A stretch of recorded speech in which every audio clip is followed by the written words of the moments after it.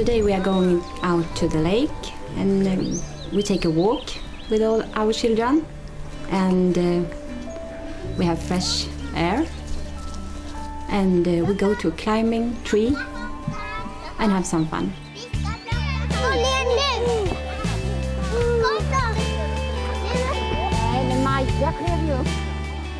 It's very important to be outside and to run and jump.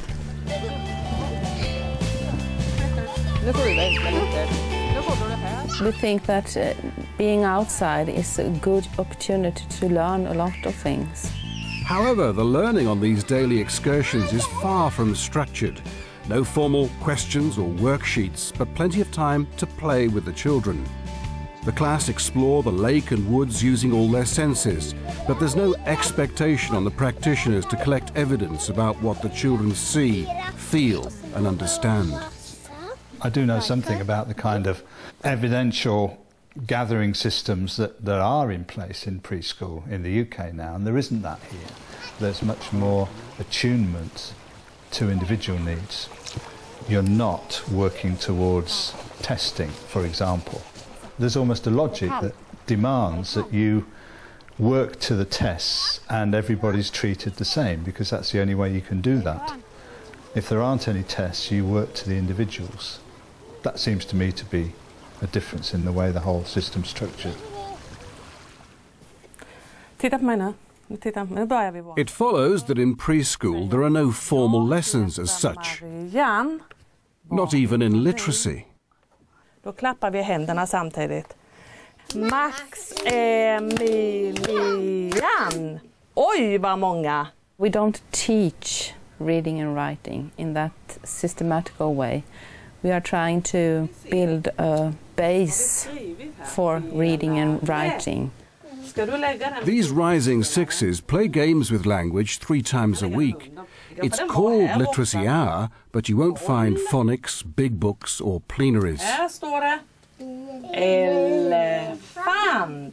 They meet in small groups perched on adult-sized chairs to match the dimensions of the grown-up world outside.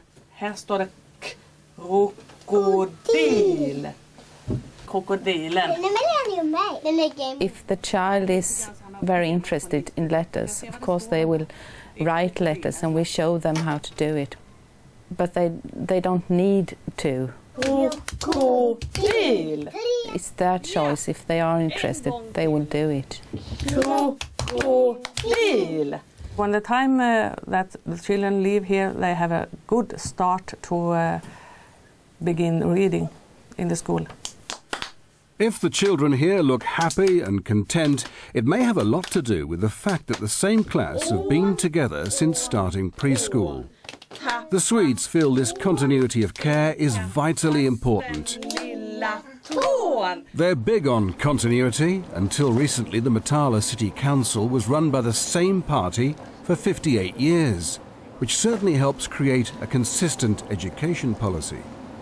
We work a lot with language development through play and don't believe it's necessary to have so much formal learning. You can't force a child to learn to read.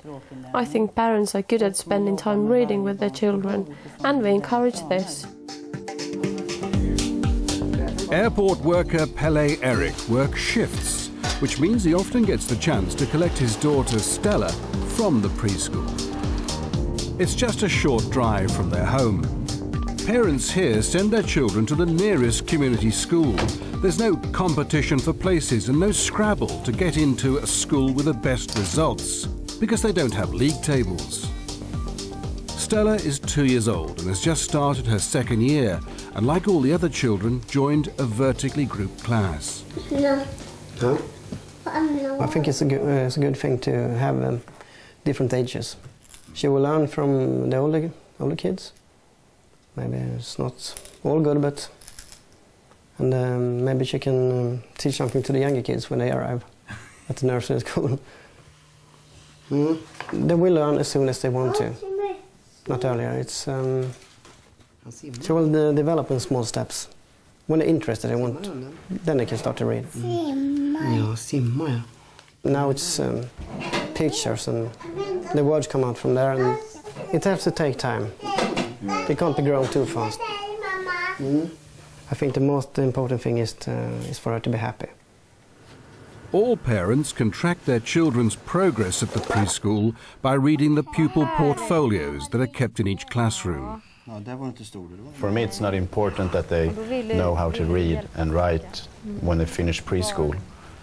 It's important that maybe if they're having fun by learning the alphabet, then they will learn it, and they will learn how to count to 10 or 20, the numbers, and maybe they can say 1 + 1 is 2, because they think it's fun.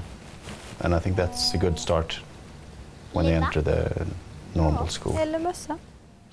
My feelings are that if you are a secure kind of person, you are a better learner. If you're allowed to play and you have grown-ups that help you communicate with your friends, and then you will be a secure human being, and you will learn faster, and you will think that it's fun. Here you won't find parents boasting about academic attainment. I think parents still compare their children with each other, but maybe in other skills. My child can know how to swim and is only 4 years old, or he knows how to play football or go by a bicycle and is only 5 years old. I think they compare in other things than learning how to read and write. I know it's there in the UK culture, and it's very deeply embedded. I mean, I remember it from when I was a child. You know, it was a big thing that I could read at an early age, and it was kind of good that I could do that, and it showed my intelligence that I could do that, as my parents thought. There clearly isn't that problem here.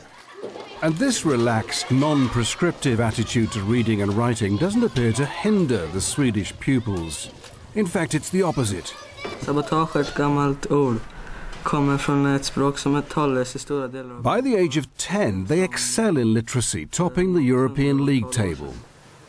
It's not only that in Sweden it seems as if they finish up with higher levels, ultimately.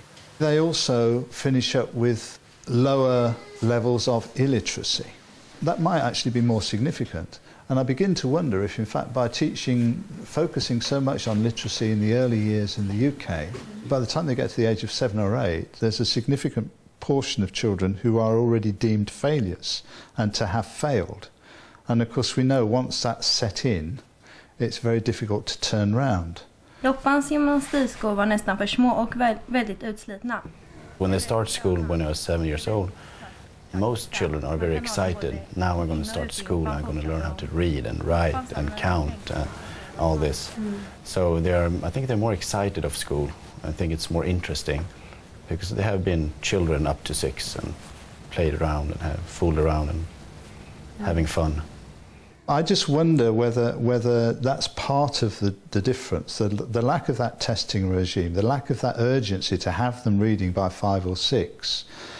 It may be that more naturally the children, certainly within Sweden it seems to be the case, progress onto that kind of activity in terms of their, if you like, I don't know, neurological development or their understanding of the world at a slightly older age.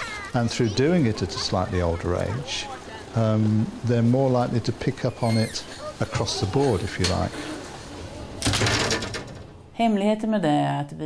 The secret is that we work with every child's needs. That is why we have been so successful in Sweden.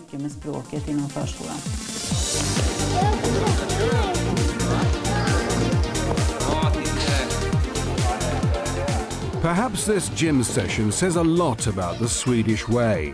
There's plenty of risk-taking, allowing children to have belief in themselves while feeling secure and safe with the same teachers they've known since starting preschool. There's bonding and trust, a key feature of the Swedish education system. It is the case in Sweden that the teachers are trusted, and I mean, I'm saying that with a little hesitation because teachers in the UK have long complained about the fact that they aren't trusted. They haven't been seen as professional. I think that's changing a bit now, but it's very clearly the case in Sweden that the teachers are seen as professionals and they're left to get on with their job. They know what needs doing and they get on and do it. Some of the staff here have had the chance to see how things work in the UK and are in no doubt about where they'd rather be. We play more to educate. They have more like school. And what do you think of that? I think that what we do are better. We communicate more with our children. So, let's imagine Everlot Peterson was given the chance to transplant her preschool into the UK. A school free of targets and testing, where children are not overstimulated but given the space to play and develop. Where there's time for children to learn and teachers to teach. Would it work? Yes, why not? But I think that maybe it will take a couple of years because the tradition in England are so old and you have had this system for so long. So maybe it will take some time, but for the children I think it will work perfectly.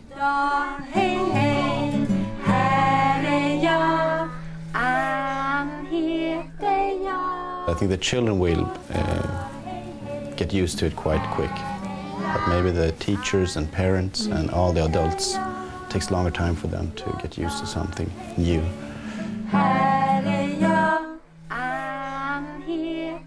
The Swedish model is the Swedish model, and the notion that you could kind of export one model of how to do education and just transplant it into another country, it just wouldn't make sense. I mean, there are so many factors, cultural factors, sort of operating in the country that are so different from the UK that would make it not sensible to try and do that. And of course there's the small question of money. Does the Swedish model only work so well because it's been so well funded over so many years? Or perhaps it works because they have faith. Faith in the children, faith in the teachers, and overall, faith in the system.